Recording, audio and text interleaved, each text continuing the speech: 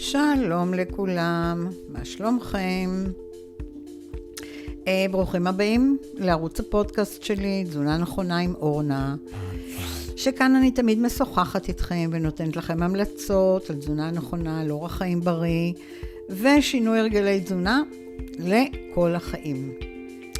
אז כן, אנחנו עדיין בתקופת מלחמה, לא פשוט בכלל, אבל אנחנו צריכים כל הזמן להרים את עצמנו, כן? אני הולכת לדבר היום על נושא שיעזור לנו באמת בתקופה הזו להרים את עצמנו קצת. אז מי ששומע אותי קודם כל פעם ראשונה, אז אני אורנה בר-עוז, מומחית להרזיה התנהגותית ומאמנת לאורח חיים בריא, עם ניסיון של מעל 25 שנה בתחום. אני עוזרת לאלפי אנשים בארץ, בעולם, לקוחות, לשנות את הרגלי התזונה. מי שצריך לרזות, לרדת במשקל, להתחתב, לבנות מסת שריר, והכי חשוב באמת לסגל אורח חיים בריא ולכל החיים, לא משהו תקופתי. זה בעצם תפקידי בחיים, וזה מה שאני עושה, והיום אנחנו באמת נדבר על נושא שהוא כיצד נגביר את האנרגיות שלנו בדרכים הטבעיות. אז בואו נתחיל. למה אני אומרת דרכים טבעיות? כי בגלל התקופה שהיא כל כך קשה וכל כך הרבה אנשים בדאון, אנשים מלעיטים את עצמם בכל מיני כדורים שבסופו של דבר זה תהליכים כימיים בגוף, שזה לא עושה טוב. חלק גם מתמכרים לזה, וחלק קונים על המדפים, וחלק מבקשים מהרופאים, ואני לא אוהבת את זה. אני אוהבת לחיות בדרך הכי טבעית שאפשר, מקסימום ללכת אולי לתחום הנטורופתיה קצת, ולבקש שירקחו לנו דברים. אתם יודעים, כל אחד מוצא את הדרך שנכונה לו, אבל אני שומרת על הגוף, כמה שפחות באמת להכניס דברים כימיים. אז בואו אני אתן לכם ככה, כמה דרכים באמת טבעיות שיעזרו לנו להתגבר על כל התחושות של החוסר אנרגיה שלנו. מה נעשה עם זה? עכשיו, אני נמצאת במצב הזה בול כמוכם, שלא תחשבו. יש ימים שאני קמה, ואני חוזרתי אולי טיפה למיטה, והיום שלי יותר איטי, ואני קצת אוכלת יותר, ואני מבואסת מזה, ואני מוצאת את עצמי יושבת יותר מדי מול הטלוויזיה, אין מה לעשות, אנחנו כל הזמן מחפשים להתעדכן והכל, יש כאלה שבורחים מזה. כל מיני דברים שהם באמת לא השגרה שלי, אבל היא כן סוג של, לא רוצה לקרוא לזה שגרת מלחמה חס וחלילה, כי מלחמה זה לא שגרה, אבל התנהלות אחרת. אז מה אנחנו קודם כל צריכים לעשות? אנחנו צריכים להקפיד קודם כל על שינה טובה. אני יודעת שאני טובה בלהגיד לכם איך לעשות את זה. אני כל הזמן משפרת ומשפרת כשהמטרה שלי להגיע ל7 שעות. תאמינו לי, אני עובדת על זה כל כך חזק, כי הממוצע שלי, אני גילית, אני נמצאת עם שעון שבעצם גם מודד לי כמה אני ישנה בלילה. אז אני לא יודעת אם אתם יודעים כל אחד כמה אתם ישנים בלילה. יש לנו גם נמנומים, יש לנו שינות, יש לנו חלומות, אין לנו חלומות, יש לנו הכל תוך כדי זה שאנחנו חושבים שאנחנו ישנים. הממוצע שלי, אני ראיתי שהגיע ל5.5 שעות, וזה לא טוב. מעט מאוד ימים אני עוברת את 6, ולפעמים בשבתות או בחגים אני מגיעה ל7 שעות, שזה לא טוב. אבל אני הולכת לתת לכם כמה טיפים, אני עובדת על הטיפים האלה כל הזמן, ואחד הדברים באמת, זה לא, בואו נאמר להתנהל אחרת בכמה דקות שאנחנו מתארגנים לשינה והכל, לדעת להפסיק לאכול לפחות 2 שעתיים לפני שאנחנו הולכים לאכול, לא לאכול דברים שמנפחים לנו את הבטן ומציקים לנו אחר כך, לא לשתות את הקופאין, כי בסופו של דבר אנחנו צריכים מנוחה במיטה, ואם יתחיל להציק לנו פה ויתחיל להציק לנו שם, מה עשינו בזה? אז אנחנו צריכים שתהיה לנו שינה טובה באמת, כי המטרה של שינה טובה בין היתר זה באמת להגביר לנו את האנרגיה. אז כן, קודם כל אנחנו צריכים לפחות 7 שעות. תרשמו לכם את זה. תבדקו גם עם שעונים, בכל דרך תבדקו כמה אתם ישנים, ואז תבינו כמה אתם צריכים להגביר, כי בסופו של דבר, אם אנחנו ישנים טוב, אז גם התפקוד שלנו במהלך היום הוא טוב. אז רצוי באמת לישון באיזושהי סביבה טובה, נעימה, נוחה, מריחה, הכל, ולהגביל את השימוש במכשירים ניידים. אותי לימדו באמת שבאמת הנושא של מטענים ליד המיטה זה הדבר הכי גרוע, וזהו, אז תעיפו את המטענים, את הטלפונים תשימו קצת רחוקים מכם. אני יודעת שהיום כולם רוצים, בגלל ההזקות, שהטלפונים יהיו בקרבת מקום וכן הלאה והלאה. אז זהו. אז כעיקרון תנסו לראות איך אתם עובדים על הנושא של השינה שלכם יותר טוב. תספרו לי. איך אנחנו עוד נגביר את האנרגיות שלנו? אנחנו קודם כל, כדי להגביר אנרגיה, צריכים להפחית מתחים. עכשיו, איך אנחנו יכולים, אני יכולה להגיד לאנשים היום, תפחיתו מתחים, ש90% מהמדינה נמצאת בחרדה, אחד יותר, אחד פחות, אחד לחוץ, אחד לא מחוץ, יש כאלה שמראים, יש כאלה שלא מראים, מפנימים את זה בפנים, אנחנו כרגע באיזושהי הצפה של פחדים וחרדות. אף אחד לא יגיד לי שלא. אני לא אוהבת את אלה שמנסים לראות גיבורים. כולם מפחדים בשעת מלחמה, כולם מפחדים מהכטב"מים, מהטילים, מכל מה שסובב אותנו, שזה בעצם מצב לא נורמלי. אז כעיקרון אנחנו צריכים באמת, קודם כל להודות שאנחנו מוצפים בלחץ הזה ובחרדה הזו, ולדעת שאנחנו רוצים באמת לחוש מתי האנרגיות שלנו יורדות בגלל זה.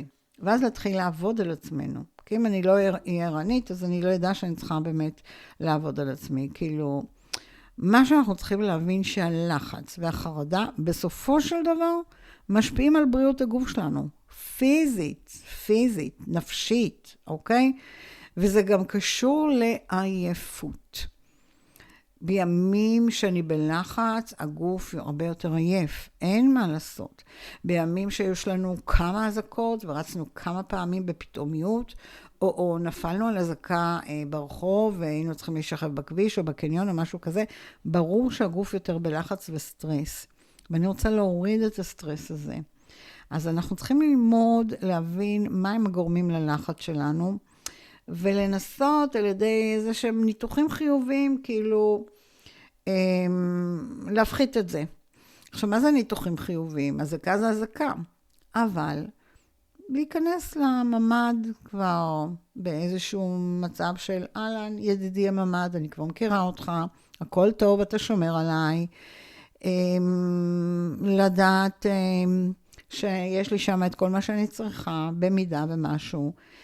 תפחיתו את הפחדים שלכם שם בממד, אוקיי? תבדקו עוד מה גורם לכם ללחץ בתוך כל הבלגן הזה. תנסו באמת להפוך כל דבר, אני לא אגיד לכם חיובי, אבל לכל דבר לנורמל, ותלמדו אולי לעשות קצת מדיטציה. מי שלא יודע לעשות מדיטציה, תעשו נשימות עמוקות מאוד עוזרות, ותיקחו לכם לממד, או תדאגו שיש שם גם מוזיקה. מה זה אומר מוזיקה? יש לי אוזניות, אוקיי? אני מתחברת דרך הטלפון, או שיש לי פה מחשב, אני מדליקה מוזיקה בממד, אז יש לנו 10 דקות של כזה להתנתק מהמצב, ולהקשיב למוזיקה שאנחנו אוהבים. אז זה גם כן, זה דרך נהדרת, ואנחנו בעצם, בזה שאנחנו מפחיתים את המתחים שלנו, אנחנו עוזרים בעצם לגוף, לנפש, לנשמה, לקבל אנרגיה, באנרגיה טבעית. אז זה עוד דבר. אז אמרתי, קודם כל תקפידו על שינה, אחרי זה תפחיתו מתחים, זה יעלה לכם את האנרגיות. בואו נדבר ככה קצת על הנושא של תנועה. אוקיי? פעילות גופנית, אם היא סדירה, היא עוזרת לנו. אתם יודעים שפעמיים בשבוע אתם הולכים לעשות פילאטיס, או יוצאים לחדר כושר. זה חשוב, שימו ביומן פגישה של עצמכם עם פעילות גופנית כלשהי, אבל שזה יהיה קבוע. נורא חשוב. אתם יודעים שפעילות גופנית מורידה לנו באמת את הסיכון לכל מיני מחלות כרוניות, מחלות לב והשמנה וכל מה שאנחנו...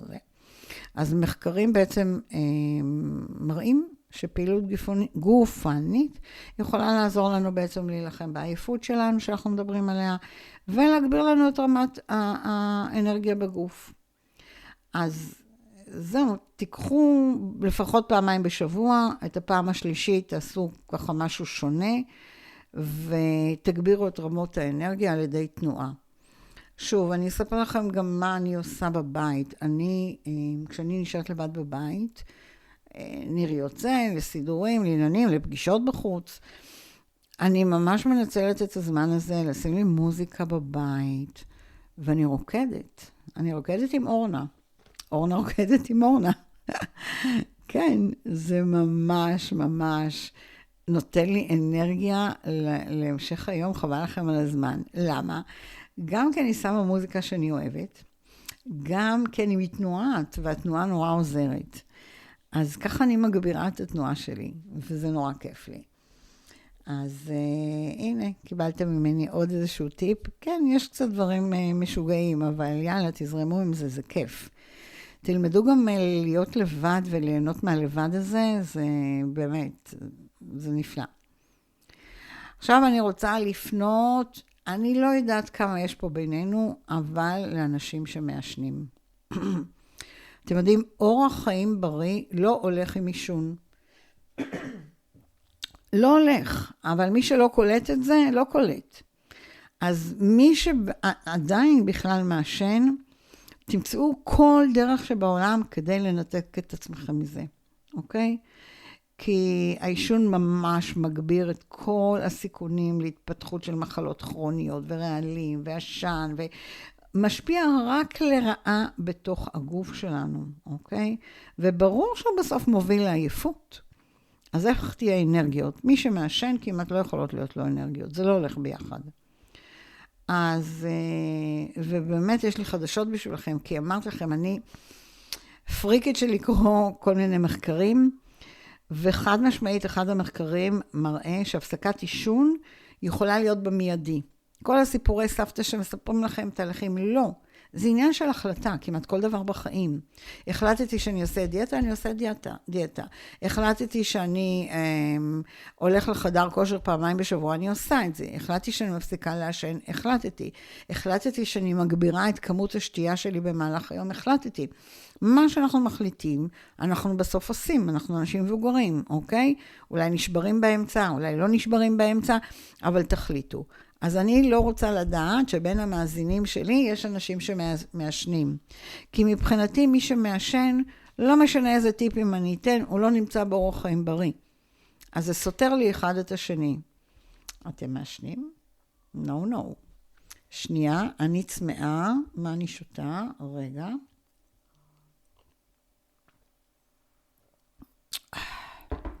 נכון. לגמתי מים עם אלוברה. אוי. מרווה בטירוף. אז בואו נדבר על אנרגיות. טבעיות. בואו ככה, מי אוהב לשתות אלכוהול? זה סבבה. כן, לשתות נדעת, ככה בלילה לפני השינה, פעם ביום איזושהי כוסית קטנה, כשבאים אורחים. בסדר, שתיית אלכוהול יכולה להשפיע על התחושות שלנו, כן? אבל היא מצד אחד יכולה להפוך אותנו לרגועים, למנומנמים, אבל מצד שני היא גם יכולה להרוס לנו שינה. זה תלוי מי הבן אדם, זה מאוד אינדיבידואלי, אז תבחנו את עצמכם. וכמו שאמרנו, אם השינה שלנו לא איכותית, אז אנחנו מרגישים עייפים, ואז אנחנו חסרי אנרגיה. והשאלה אם אנחנו רוצים להיות במקום הזה, אז תבדקו את עצמכם. אני לא אומרת לא לשתות אלכוהול, אני אומרת תקשיבו לעצמכם, אם האלכוהול נותן לכם אנרגיה או לוקח מכם את האנרגיה, כי זה מאוד מאוד אישי. בסדר? אז אם אתם רואים שאחרי שתיית אלכוהול אתם כאלה ישנונים, אז תעשו את זה ממש לפני השינה, כוסית קטנה, ויאללה סבבה, אם זה מה שעוזר לכם לישון. אבל אם אתם מרגישים שהאלכוהול הזה עושה לכם מין היי כזה, לא לקחת לפני השינה.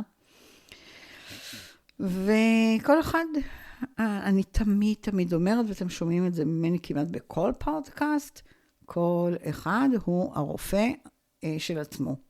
באמת. כל אחד יודע מה מתרחש בגוף שלו,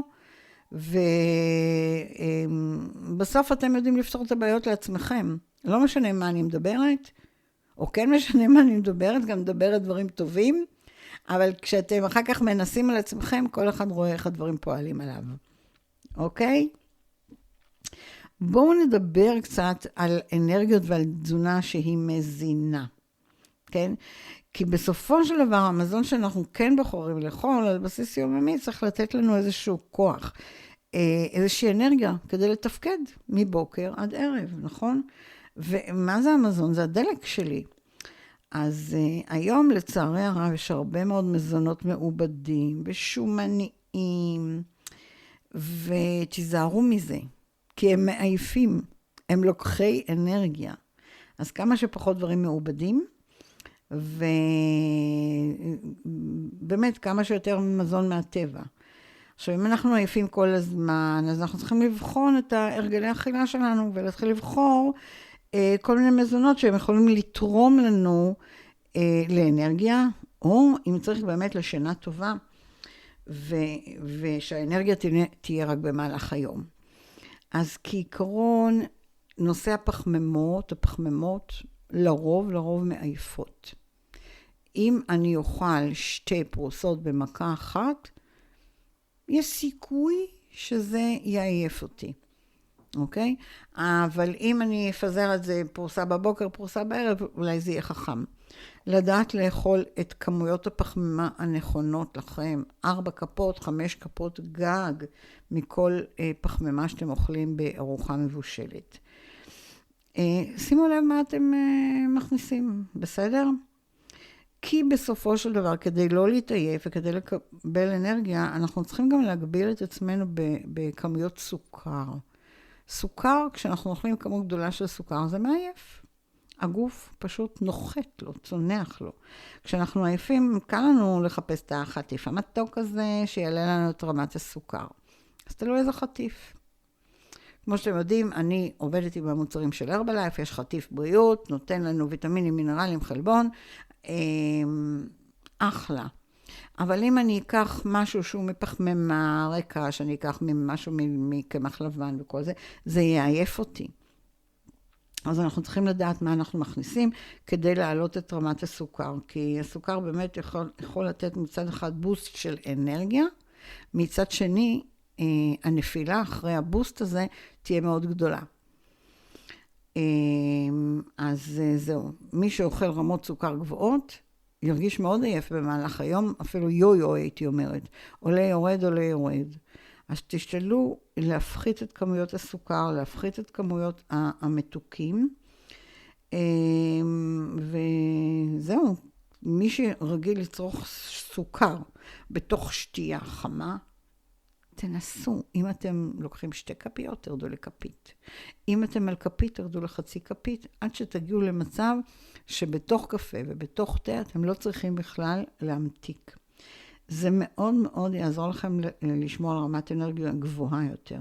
וזה ברור שזה שומר לנו גם על הבריאות, אין מה לדבר בכלל. אז זהו, אז תורידו קצת את זה, ותדאגו שיהיו בבית חטיפים טובים. חטיפי אנרגיה, לא משנה, דברים טובים, שוקולד מריר קצת, ועוגות, אני היום מלמדת לעשות עוגות מהאבקת חלבון שלנו, שזה אחלה. בקיצור, יש המון דרכים. מי שרוצה באופן אישי, דברו איתי, אני אתן לכם הרבה רעיונות. ובואו נדבר על הנושא של שתייה. אין אנרגיה אם אין שתייה, נכון? הנה, ראיתם, שתיתי עכשיו את המים ומהלברה, חזרתי אחרי כמה לגימות האלה עם אנרגיה ממש יותר גבוהה. אז אנחנו חייבים שתהיה לנו כמות מספיקה של מים, כדי להשקות את הגוף, כדי לתת אנרגיה. וזה חשוב לכל תפקוד מערכות הגוף שלנו. אם אנחנו לא נשתה מים, אז האנרגיה בגוף תרד. כשאנחנו מיובשים, בכלל רמות האנרגיות שלנו יורדות באופן מיידי. ואיך שאני אשתה, אם אני מיובשת קצת ושתה כוס מים, אתה מרגיש שהתעוררת לחיים, כי מים זה באמת סם החיים שלנו. אז תשתו ותשתו דברים טובים, מים עם אלוברה, סודה עם אלוברה, לא דברים עם קופאין ולא כלום. מים, זה בעצם מה שייתן לכם הרבה מאוד אנרגיה. וואי, היום אתם שומעים אותי מחככת בגרון, אין לי מושג למה. אבל זהו, אז בואו נדבר על עוד משהו טבעי, כן? על החיים, שנותנים לנו אנרגיה, וזה חברה טובה. חברים, מה אתם אומרים? תבחנו את עצמכם. עם מי אתם מדברים במהלך היום? עם אלה שהם נותני אנרגיה, או עם אלה שהם זוללי אנרגיה? וואי, כולכם מכירים את המושגים האלה, אבל יש לנו אנשים שאנחנו נפגשים איתם, והם קוטרים, ורק לא טוב, והם זה, והם זה, וזה, ואמא שלהם ואבא שלהם, וזה פגע בו, וזה עשה לו, ואתם מקשיבים ומקשיבים, וכל האנרגיה השלילית הזו עוברת אליכם, אנחנו לא רוצים את זה. אז תחפשו חברה טובה, קשרים חברתיים שהם רק יכולים להשפיע על מצב רוח טוב שלנו. אלה האנשים שתבחרו לדבר איתם, אוקיי? כי בסופו של דבר, הרוח הזו, ההשפעה של חברה טובה, זה מה שעוזר גם לפיזי שלנו. מצד שני, אל תהיו בשום בידוד חברתי. אם אתם מרגישים דאון והכל, דווקא לפעמים שיחה טובה או מפגש טוב על כוס קפה, כן יציאה מהבית, מעלה לנו את מצב הרוח, כן? וזה מוריד לנו את מצב העייפות שלנו. אז תעשו לכם רשימה, מי הם האנשים אצלכם שבעצם הם מעלים לכם אנרגיה.